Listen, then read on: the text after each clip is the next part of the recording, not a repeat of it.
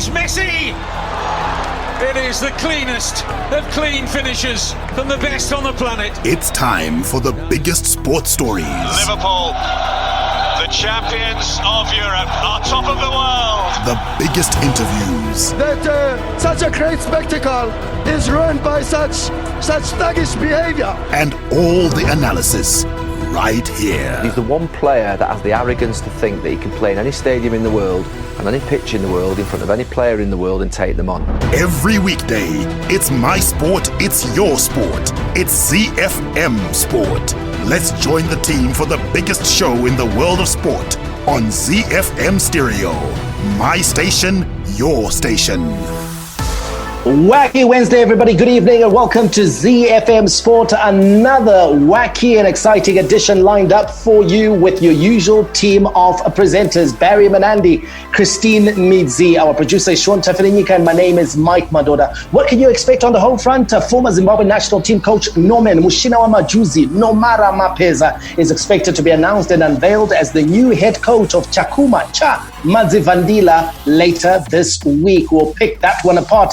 Is it a good move? A bad one? Could there be better places that Norman Mapeza could go? In international sport, we catch up with action in the IPL. That's the Indian Premier League, where Delhi Capitals coach Ricky Ponting, punter, had no qualms in admitting that his team were outplayed in all departments in their game against the Sunrisers Hyderabad yesterday. And around the world in 60, we take off in Australia, where, according to Rugby Australia chairperson Hamish McLennan, relations between the Southern Hemisphere rugby powers, Australia and New Zealand, have plunged to their lowest ebb. We head over to France, where Novak Djokovic made a smooth start to his French Open campaign as he began a quest for an 18th Grand Slam title and a second at Roland Garros in style. We'll touch down in the United States, where ahead of Game 1 of the NBA Championship Series, LeBron James has pushed back on any notions of acrimony with Miami Heat, saying his tenure with the team taught him what it takes to win championships. We'll dive into our play of the day. Today's Wacky Wednesday. Then it's into the beautiful game. We kick off on the continent, where Pitso Mosimane has resigned from Mamelodi Sundowns, reportedly to take up a job with one of the top clubs in North Africa. In England, Jose Mourinho hailed Tottenham as magnificent after their Carabao Cup shootout win against Chelsea, while revealing more about a touchline exchange with Frank Lampard. In Spain, Real Madrid manager Zinedine Zidane has insisted that he is happy with his squad despite the club's failure to invest in the transfer market this summer. And in Germany, Borussia Dortmund have confirmed star Jadon Sancho has been left out of their German Super Cup squad to face Bayern Munich with a, quote, respiratory infection. That and so much more to look forward to on this edition of ZiFM Sport. Gonna be a good one. So why is our power play falling? It's because it's Wacky Wednesday. It's by a group called Why Don't We? The Warriors, the Chevrons, the Cheetahs, the Mighty Warriors, and the Sables. From the pool to the track to the field, we are Team Zimbabwe. The Home Front. Local sports news and analysis. That power play, great way to kick off the show. Don't forget, a bit later on, we have our play of the day, Wacky Wednesday. The music is wacky, but the stories are current and topical. And you are a big part of the show. Get in touch with us on Twitter at ZiFM Sport. You can also search for us by name on Twitter. We tweet regularly, sometimes not so regularly, but if you do pose an interesting question, we'll endeavor to engage with you. Now let's get into the news and the big story out of the home front. It's a Zimbabwe football story, but with a South African flavor. And the news is that former Warriors coach Norman Mapeza is expected to be announced and unveiled as the new head coach of Chakuma Cha Madzivandila later this week. I hope I pronounced that correctly, or I just might need lessons from Chief Koti, who has his roots in that part of South Africa's country. Or is it the southern part of this country over in Beitbridge? Whatever the case, it doesn't matter. We'll call them TTM. They're currently busy behind the scenes preparing for their debut season in the South African DStv Premiership. And they have looked at Norman Mapeza, the job that he did at Chippa United, before that at FC Platinum out in Zvishavane Barry, and they decided that this is the man that will help us stay afloat in the DStv Premiership?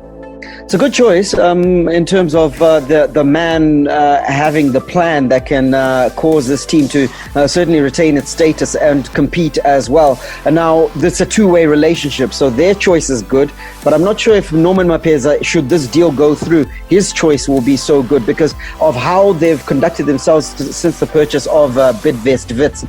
They didn't retain many of the players who were at Wits. Indeed, they said they're cutting their own path, as well as the coaching staff. Gavin Hunt, who was a very good coach, also asked to make way. So I'm not sure how much of a good destination Thohoyandou Stadium will be for Norman Mapeza. If they back him, it'll be a good one.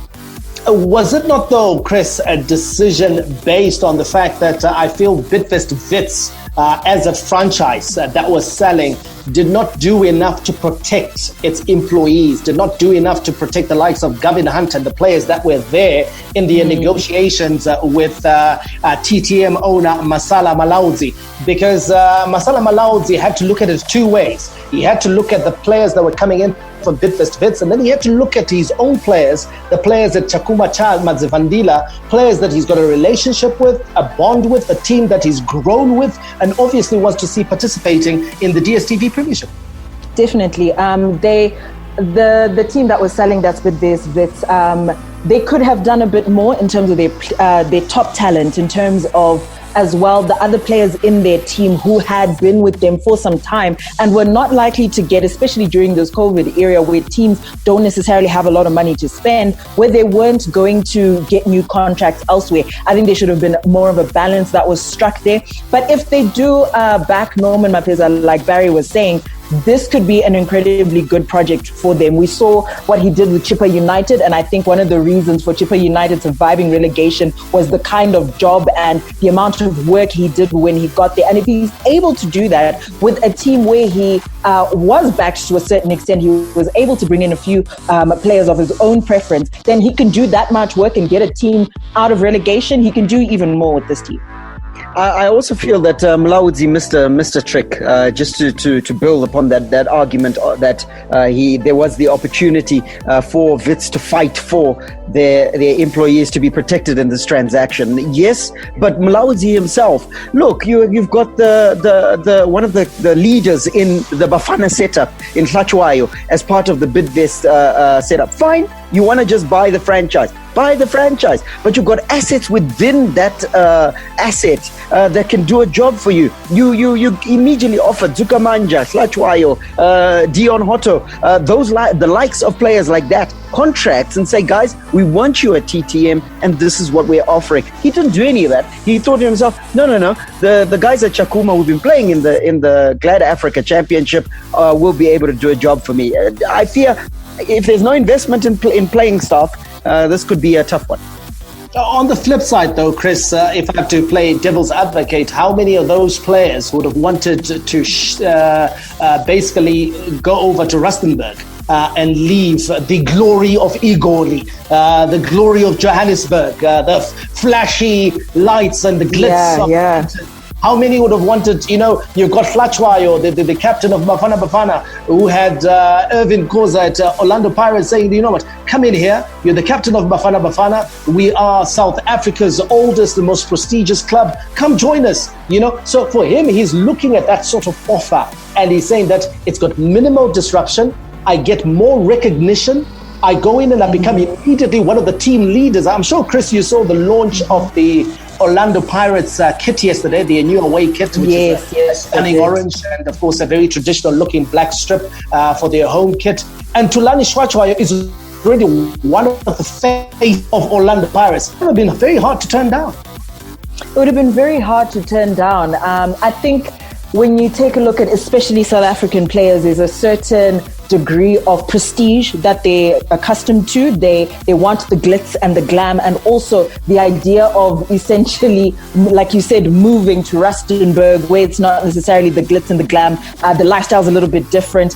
It would have been a bit of an ask, but I do still feel that it was not an impossible task.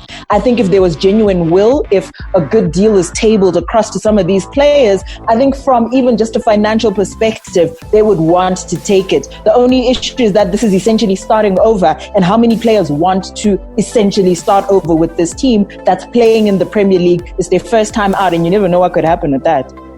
I have my doubts though, Chris. I don't know of many players that want to be out in the Northwest. Bottom line, guys. Who's going to pay you more money, TTM or Orlando Pirates? You know, who's going to pay you more money, TTM or Kaizer Chiefs or Mamelodi Sundowns, you know? So even as a football project, these guys were not entirely attractive. These guys want to stay in the limelight. They want to be at teams that challenge for honors, teams that challenge for cups, and teams that challenge for league glory. So I'm not entirely surprised that a lot of these players who had bid this Wits opted not to go and join TTM. Barry, just one final question. Let's bring it back to Norman Mapeza. Do you feel, though, that Norman Mapeza can do better, and that this is probably a stepping stone to a bigger assignment in South Africa or even elsewhere on the continent? You know what? Later on in the show, we announced in the headlines that Peter Mosimane has left Sundowns. We'll talk about why he's left Mamelodi Sundowns. But what it does create is a huge opportunity for someone like Norman Mapeza. Does he fit into the mold of Mamelodi Sundowns? Absolutely. Can he do a job there? 100%. He'll be working with his teammate, ex-teammate at national team level, Peter Ndlovu. He knows the structure of a professionally run side. So yes, it could be a stepping stone. I just wish that Gibson Mahachi, who represents Norman Mapeza, would have just waited that little bit longer and engaged Mamelodi Sundowns. There could be a real opportunity there. Well, it sounds like the horse has already bolted, Barry, because like we said at the top of the show, TTM's players expected to report for pre-season this week. And of course, Mapeza is expected to join them, as he's already reported to be in South Africa, finalizing his paperwork to be the new manager of a TTM. This is ZiFM Sport. Coming up, we've got a local sports news roundup for you, and then we give you some international sports news. Hi, my name's Ryan Cairns, Sunshine Tour professional golfer, and you're listening to ZiFM Sport. So let's give you that local sports news roundup now, starting with golf, where Zimbabwe Golf Association has welcomed the recent turn of events, which will see competitive action returning with all the necessary support structures available. The recent announcement by the Sports and Recreation Commission, the SRC, will see the Zimbabwe Golf Association holding competitions using caddies and opening club restaurants. Golf is one of the low-risk sport codes that had been given the green light by the government in May, but there were restrictions on the opening of club restaurants and use of caddies as part of the strict safety measures to contain the spread of COVID-19. We move on to boxing news, where Zimbabwe-born British boxer Derek War Chisora has warned Alexander Usyk he wants the world title more than anyone else. Chisora can end Usyk's undefeated record and claim his status as WBO mandatory challenger when they collide on the 31st of October. Veteran contender Chisora enters his fight with the former Olympic gold medalist, undisputed cruiserweight champion and World Boxing Super Series winner with a record of 32 wins and 9 losses. Usyk has moved up a division and is the mandatory challenger to Anthony Joshua's WBO belt. Wrap it up with triathlon news, where all is now set for the hosting of the 2020 Troutbeck ATU Triathlon Africa Cup next year on the 20th of February, with the travel relaxation a promising development. While the triathlon season generally starts around September, the outbreak of the COVID-19 made sure that this year's was delayed. Rick Fulton, the director of the event, revealed that organizers are hopeful of better times, especially with the recent travel restriction relaxations, although they maintain that the event will still go ahead with locals if borders are not yet open for international participants. Hi, this is Mike Madod, and you can catch me and the team for all the latest breaking news out of the world of sport, local as well as international, on your favorite station, my station, your station, ZiFM. We are Z-Team on ZiFM Sport. Z. From the front of the grid to the back of the net, it's ZiFM Sport. International Sports News Roundup, where the world comes out to play. All right, today we're taking a look at the IPL, the Indian Premier League, being played in Dubai. Delhi Capitals coach Ricky Ponting had no qualms in admitting that they were outplayed in all departments in the IPL game against Sunrisers Hyderabad, and refused to blame the pitch, saying it played better when his team batted. Johnny Bairstow scored his second half-century in 3 games as Sunrisers Hyderabad claimed their first win with a 15-run victory over the Delhi Capitals. This was Delhi Capitals' first loss of the season. Asked if the conditions made a difference in the game, punter Ricky Ponting insisted that Sunrisers Hyderabad executed their plans better than his team. Look, I don't think the conditions were that different, to be fair. I mean, the dimensions of the ground are slightly different. We know that they're bigger square boundaries here in Abu Dhabi than what we played on in Dubai. Well, at the end of the day, I think today we were just outplayed. You know, we were a little bit off our absolute best. I thought the Sunrisers did what they needed to do, especially with the bat. You know, they had top order partnerships. They rotated the strike well. And they had a few of their top order going and make big scores. So at the end of the day, that was probably the difference in the game. If you have one of those batsmen that go on and make a big score, like if one of those guys goes on and gets a 60 or 70 plus score, then we probably win the game. I mean, you look back now, we're only 15 runs away at the end of the game. So, I mean, you can break that down in any way that you want. You know, was it just that one big over that we were short on today? Was it that we didn't get enough in the power play? Was it that one of our top order batsmen didn't go on and get a big score? You know, so they're all the things that we'll sit back and talk about tonight and analyse what we did well and what we didn't do so well in the game. But you know, at the Delhi Capitals, we don't sit back and blame any one person. We lost the game as a team tonight. Just giving you the tail of the tape, the scorecard looking like this. Sunrisers Hyderabad in their innings, 162 for the loss of 4 wickets. Like we said, Johnny Bairstow with that 53, David Warner with 45, Kane Williamson with 41 runs, Rabada taking 2 for 21, and Mishra taking 2 for 35. Delhi Capitals 147 for 7, Shikhar Dhawan 34, Rishabh Pant with 32, Bhuvaneshwar Kumar taking 2 for 25, and Rashid taking 3 for 14. Very good figures there by Rashid, meaning that the Sunrisers Hyderabad won by 15 runs. The first loss for the Delhi Capitals, Mikey, and you got to say that Ricky Ponting, the reason why he's not blaming the conditions or anything else and just saying that it was we lost to a better side on the day is because he's had a phenomenal season so far. First loss. Yeah, first loss, Barry. They've already got a couple of wins under their belts, and Ricky Ponting is one of the students of the game. He's one of world cricket's upcoming coaches. That's why his stock is very high, and he's been engaged in the IPL, which is not only lucrative for the players that are involved, but also lucrative for the coaching staff that are involved.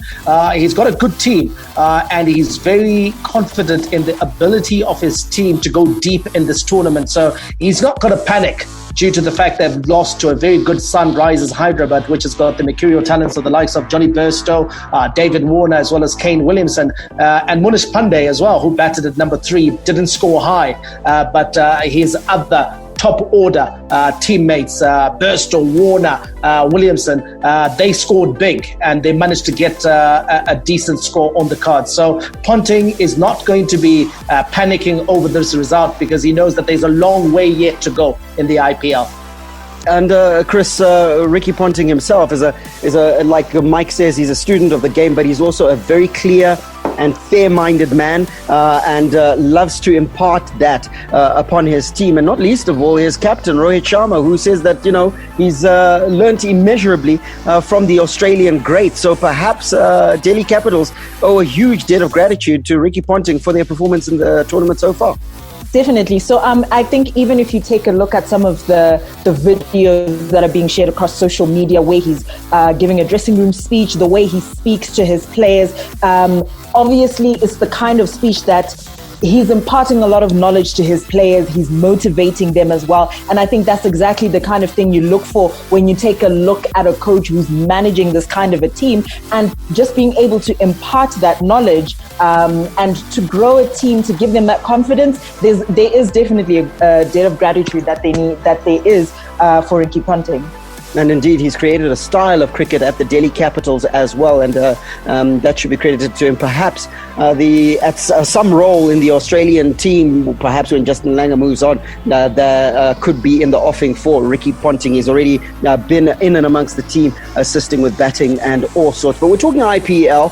And Delhi Capitals, Sunrisers Hyderabad, Mike, are not the only teams in the competition. Run the rule over the teams and let us know what your thinking is around possibly the most likely, apart from these two. You can never write out or write off the Chennai Super Kings. Very, very good side. They're always thereabout in this competition. They've won it a couple of times, and they have got the strong presence of Mahendra Singh Dhoni, MS Dhoni, who's now retired from international cricket, but he can concentrate on this. It's just an 8-week gig that he does once a year, and it pays him very well for it to add to the millions that he's already made over the course of his career. They've got also some upcoming players, the likes, of course, of Suresh Raina, as well as Ambati Rayudu. Those are players that they can look to, as well as, of course, in the bowling ranks, Kedar Yadav. After that, Barry, I think I'll be inclined to also look at the Rajasthan Royals. They are currently on top of the standings. They haven't been defeated yet. They played 2-1-2. They're not at the top of the standings by any luck. Or it's not a fluke for them, Barry. The likes of David Miller, if you take a look at Robin Uthappa, who was released by KKR, and then you add in the mercurial talents of Joss Butler, Steve Smith, as well as Ben Stokes, and then you're seeing why they are where they are. This could ultimately be the best balanced and most exciting and strongest team in the IPL. I reckon the Rajasthan Royals are probably the team to beat. And then there's RCB. We always talk about RCB. Yes, I wanted to talk about that one. Royal Challengers Bangalore. Yeah, they've got Virat Kohli. Admittedly, he hasn't got off to the greatest of starts in this tournament. But they do have AB de Villiers as well. So they got match winners in that team. But questions will always be, can they bring it all together, all at the same time, consistently enough over a run of games and in the big games in order to get off the line? So far over the years, they've under-delivered. And this could be the year where maybe things just click for them at the right time and they go all the way. Those three are probably the teams that I see going deep in the tournament.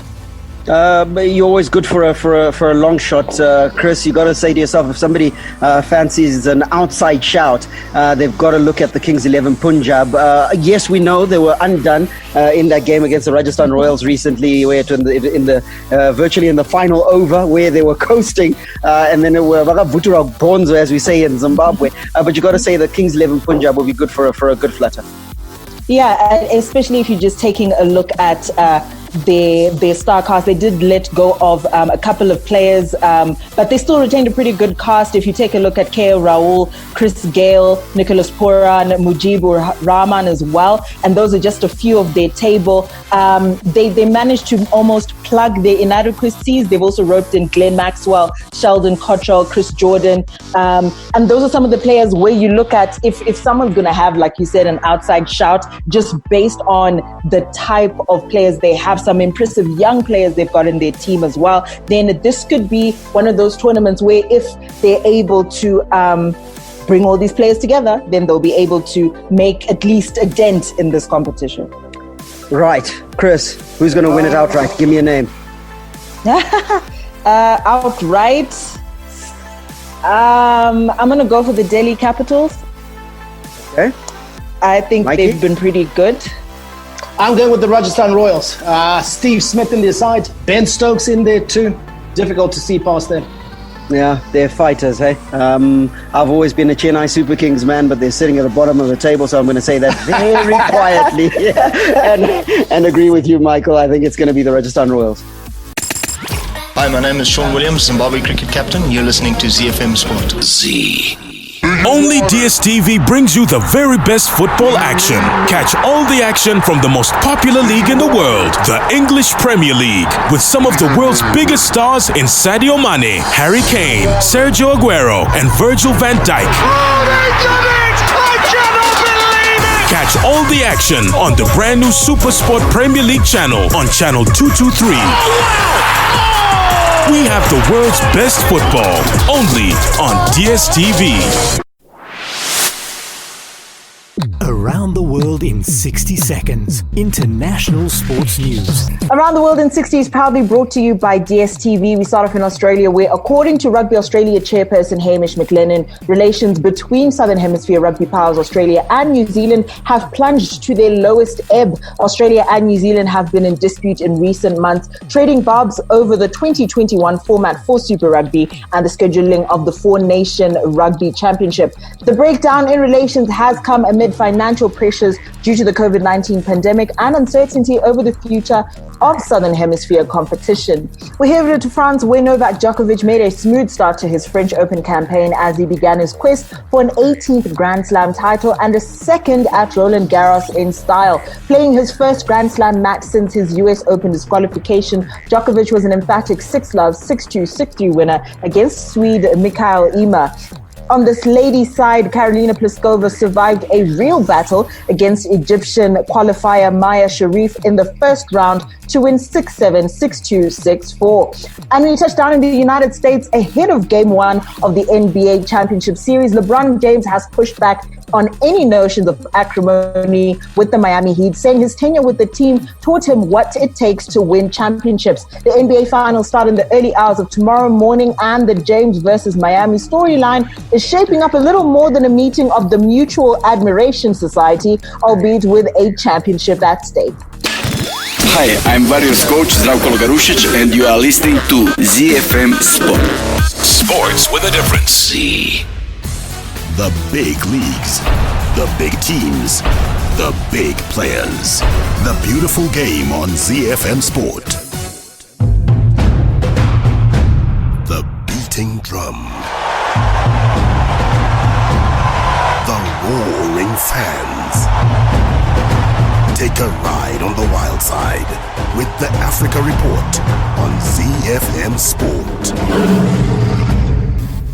Today we kick off the beautiful game in Muzansi, south of the Limpopo. Now, if you're a student of history, you'll remember the phrase that was coined by the colonialist Cecil John Rhodes, from Cape to Cairo. He never quite managed to achieve it during his time alive, but it may very well be achieved by one Pitso Mosimane, title-winning coach with Mamelodi Sundowns, the man who won them La Decima, their 10th title in the then ABSA Premiership. Reports coming from South Africa and North Africa indicate that Mosimane has resigned from Mamelodi Sundowns and will take up the coaching job at Al Ahly. Big giants on the continent, and of course, arguably the biggest team in Egypt. They have been for a long time his bitter rivals in the CAF Champions League, and it looks like, Barry, that Pitso has finally decided to jump ship. Now, tell us, what could be his motivation, seeing as Mamelodi Sundowns have managed to challenge on the continent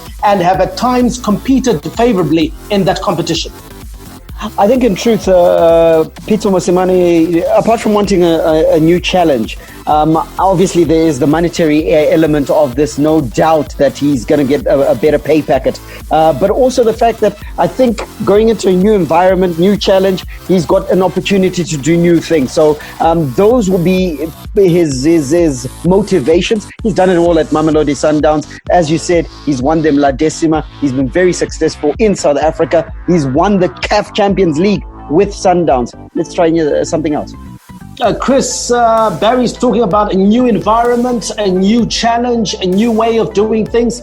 Is this the right environment for you? You seem to have your misgivings about North Africa.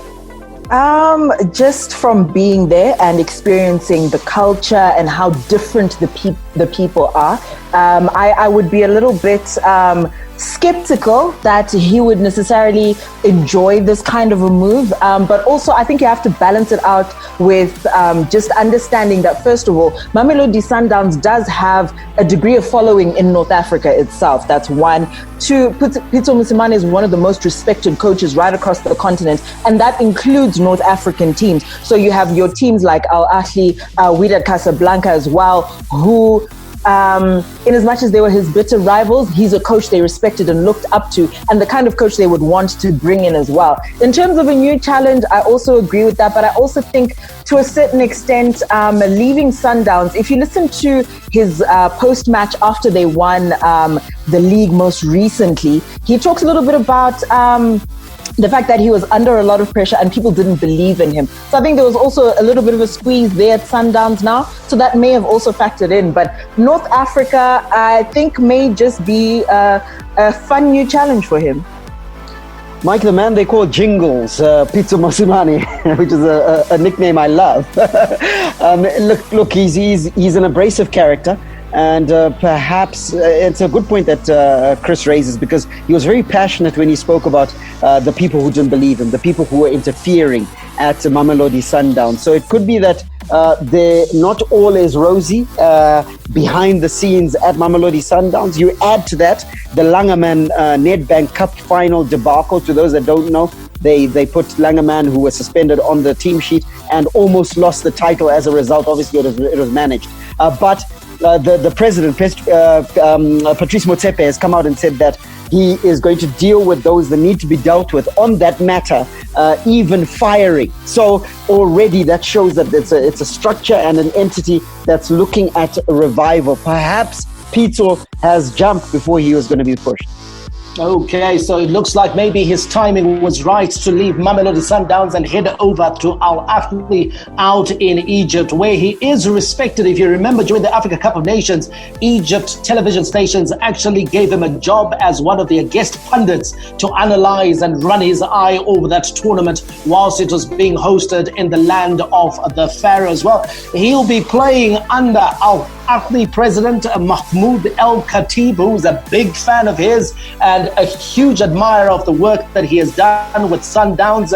He's a man who's more temperamental, or should I say, he's less temperamental actually than his counterpart Murtada Mansour, who's the president, or the infamous president of Zamalek across town, who's prone to hiring and firing at whim. But the hope is that Mosimane can have a long and illustrious stint in Egypt. But you get the feeling that as long as he's successful, he'll be welcomed, he will be supported. If results do go south, his tenure in Egypt may be a lot shorter than anticipated. All the rivalry. Here is Harry Kane for Tottenham. Oh, what a goal! A classic derby goal from Harry Kane. Catch him if you can. All the stars. Oh, back here's Liverpool 2 in front. Talk about impudence. Talk about improvisation. Talk about Sadio Mane. And all the game-changing moments. And Raheem Sterling rattles it home. And once more, City are in front in a trice. All the updates from the Premier League on ZiFM Sport. Now in England, it's Carabao Cup time. Now Jose Mourinho hailed Tottenham as a magnificent after their Carabao Cup shootout win against Chelsea, while revealing more about a touchline exchange with Frank Lampard. You look at Eric Lamella's 83rd minute equaliser. It always looked like it was coming, Michael, which cancelled out, of course, that Timo Werner opener for Chelsea. It looked like it was coming because that second half belonged to Tottenham Hotspur, and Chelsea failed to respond in kind. Again, Barry, questions will be asked about Frank Lampard and whether he is tactically astute enough to be the man that's leading Chelsea, because they had the best of starts. They had the sort of start that any manager wants. You know, you lead halfway through the first half. Your team looks like it's dominant. It looks like it's on top of the situation. They created the chances, doing all the running. You got the opposition on the back foot. But they usually say that the second half belongs to the coaches, because you've had 45 minutes to observe the patterns of play, the opposition tactics, and then you can make adjustments and bring in tactics of your own. And that's exactly what Mourinho did, because come the second half, as the half went on, Tottenham began to look like the better side. As the substitutions were made on either side, Tottenham grew stronger and Chelsea got weaker. Like I say, Frank Lampard is the man that should take the blame for the manner in which they were equalised later on in that game and eventually lost out to Tottenham Hotspur. Second half belongs to the coach as well. This second half certainly belonged to Jose Mourinho. Let's hear from him. Very, very, very, very proud. It's a victory of a team, of a group. The ones that didn't play Sunday, they gave everything. The ones that played Sunday, they were ready to help. The ones in the stands, they were here suffering. Is a great feeling, because this week is not human. Eric Dyer, maybe one day he can explain his feelings about playing 90 minutes in the space of 3 days, and special 90 minutes, because if you go to another league, the intensity is lower, but Premier League football, and this is like Premier League football, is incredible. And we beat an amazing team. You look to Chelsea team and bench and the players that were not here today, and it's a joke. It's a joke, the squad that they have. So to beat them was good for us. It's a great feeling for us, and let's do it again on Thursday, because Thursday is very important. Now, this is a tournament that Jose Mourinho loves, Chris, because he knows how, doesn't he? And in truth, him progressing, albeit that in pre-match interviews, he kept saying that, this is not a priority for us and all sorts. Progressing is hardly a surprise, is it? It's hardly a surprise, and you've got to take some of those statements that he makes that, this is not a priority, etc. You've got to take him with a bit of salt when it's Jose Mourinho, because we all know that he is under a little bit of pressure. Right now, there's a lot of questioning about his methods. Is Tottenham a right fit for him? So I think progressing and possibly even winning is something that he sorely needs, even just for his own ego. So you've got to take that with a little bit of salt. Take it with a pinch of salt, but this is a man who has progressed in all the Carabao Cup ties he's been involved in. He's progressed 26 times out of the 31 League Cup ties he superintended. But this was the first time that he progressed courtesy of a penalty shootout. And there was a bit of handbags and a bit of chirping on the line, wasn't there, between Frank Lampard, the trainee, versus his mentor, Jose Mourinho. Nothing untoward, as Mourinho says. There was a bit of banter, but this is the second time that we're seeing Frank Lampard involved in a bit of sledging on the line. Is this a picture of who Frank actually is? I think it's a personality trait, Barry. He's got it in him, Frank Lampard. He's not the sweet private school boy that the English media wants to portray. He's got that nasty edge to him.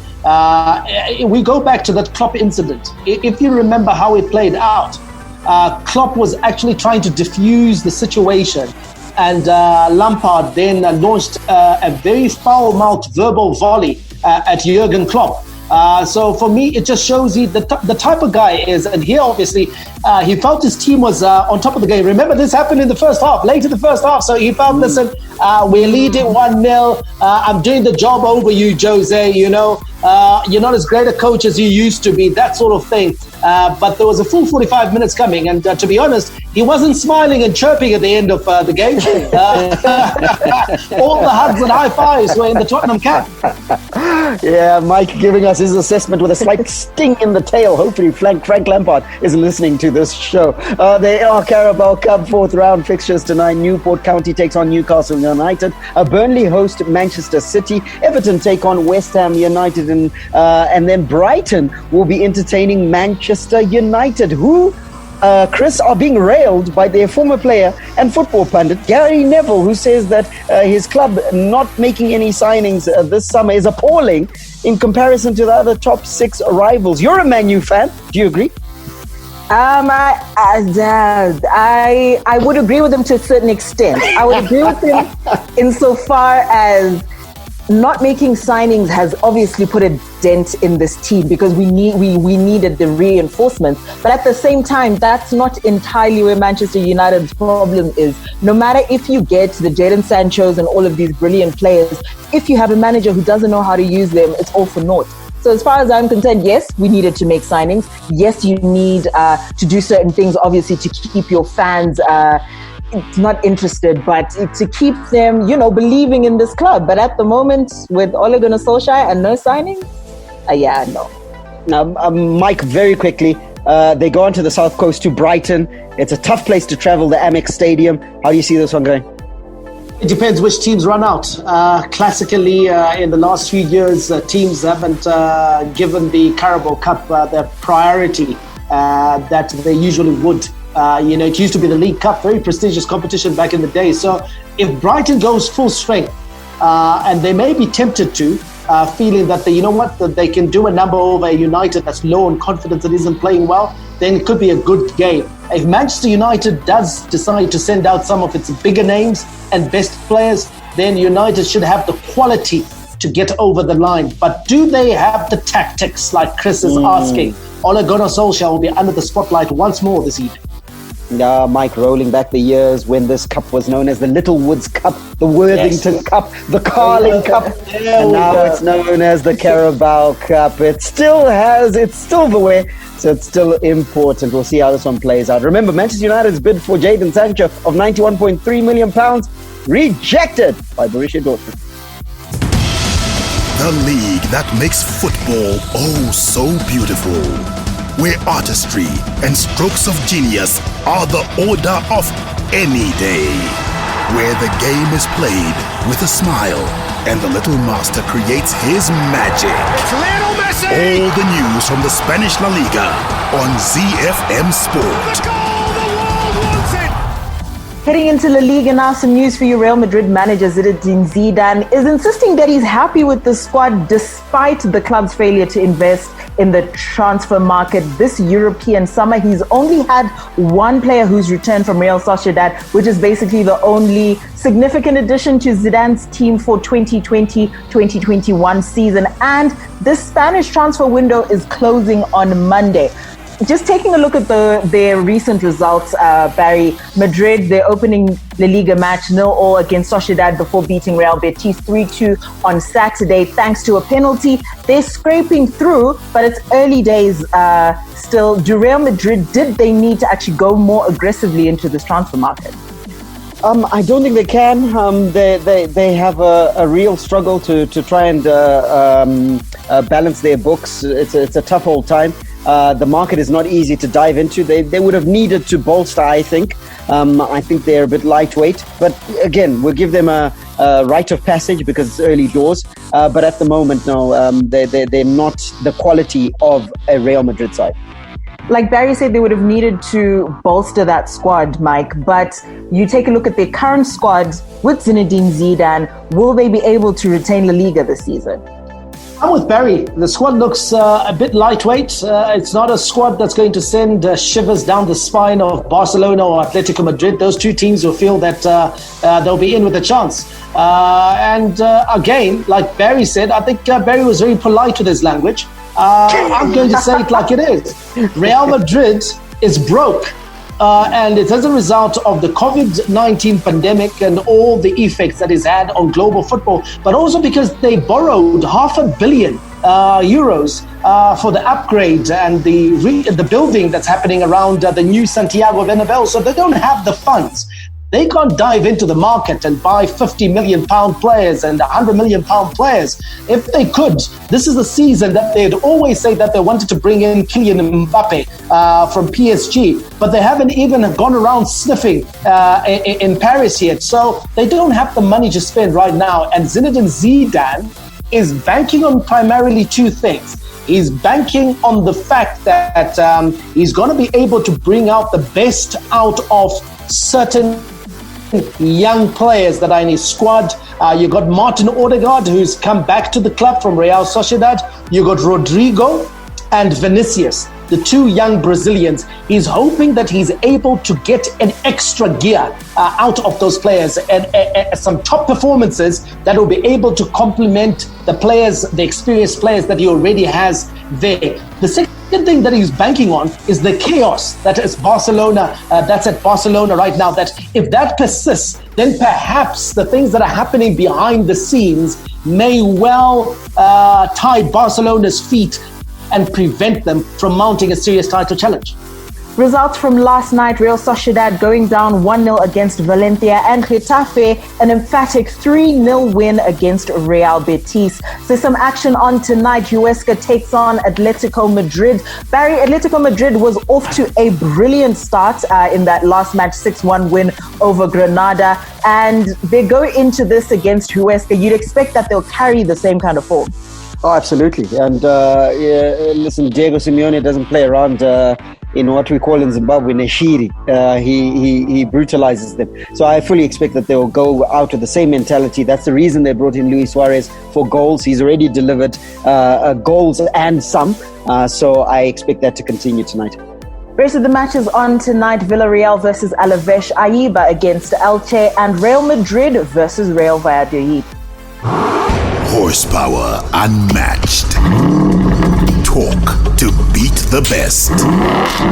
Speed unrivaled. Sleek and easy on the eye. Let's get behind the wheel of football engineered to perfection. The Bundesliga, made in Germany. Let's wrap it up with a quick report out of the Bundesliga. It's German Super Cup time tonight. Borussia Dortmund take on Bayern Munich, and Jadon Sancho has been left at home with, quote, a respiratory infection. Well, the news wires were abuzz, Mike, when they saw Jadon Sancho not part of the squad. They got to the airport headed for Munich, but we're told that he's just ill. Everybody thought that the deal with Man U was going to go through, but it's not. Barry, every time or anytime it's respiratory, then you've got to think COVID. So I think they're taking all the preventative measures that they need to take in order, first of all, to protect his health and then to make sure that it doesn't affect the rest of the squad. But with Marco Reus coming back from injury, they've got a replacement in that attack who can do a job as good as Sancho, if not better. So I wouldn't worry about the strength and depth of Borussia Dortmund and their ability to cover that hole for now. Most certainly, and of course the club releasing a statement and saying that he had gone through COVID-19 testing and tested negative, so it is just a respiratory issue. And remember, Bayern Munich with that high line, with Marco Reus about, who knows? Yeah, I'm a Bayern fan, so I'm hoping that Mia San Mia, we're gonna do what we do tonight. We're out of time. We gotta go. We'll catch you tomorrow for our shortened show. Don't miss it. May God richly bless you. That's my story, and I'm sticking to it. Manandi, out. And it's Messi! It is the cleanest of clean finishes from the best on the planet. The biggest sports stories. Liverpool, the champions of Europe, are top of the world. The biggest interviews. That such a great spectacle is ruined by such thuggish behavior. And all the analysis right here. He's the one player that has the arrogance to think that he can play in any stadium in the world and any pitch in the world in front of any player in the world and take them on. Every weekday, it's my sport, it's your sport. It's ZiFM Sport on ZiFM Stereo. My station, your station.